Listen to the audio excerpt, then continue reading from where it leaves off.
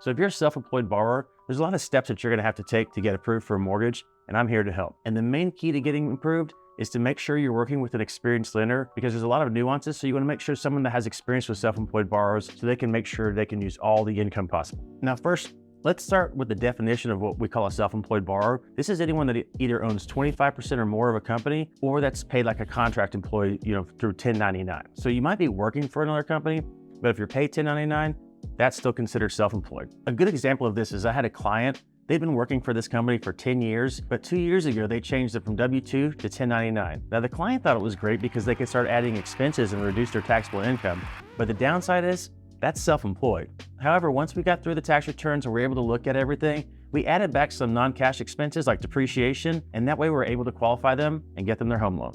And when it comes to getting approved for a mortgage, you're gonna have to provide a little more documentation than someone that's a W-2 salary employee, and mainly it's just gonna be tax returns. Now, in most cases, the lender's gonna wanna see at least 2 years of self-employed income, and they wanna show that the income is either stable over the years or starting to go up. And depending on how your business is set up, we're either gonna need 2 years of your personal returns or 2 years of your personal returns and your business returns. Now, the main thing to remember about self-employed income is because the government wrote the mortgage guidelines, they therefore require us to only be able to use the taxable income on your tax return. So a lot of times your actual cash flow is quite a bit more than what we're able to use on your income because of the expenses that you're taking out on the tax return. So keep that in mind if you're gonna be buying a house in the next few years and you're writing up a lot of the expenses on your tax returns, it's gonna limit your ability to qualify. Now, the other key thing to think about when you're a self-employed borrower is using your business assets. Now, we can do this, but remember, your business owns these assets, not you, even if you own 100% of the business.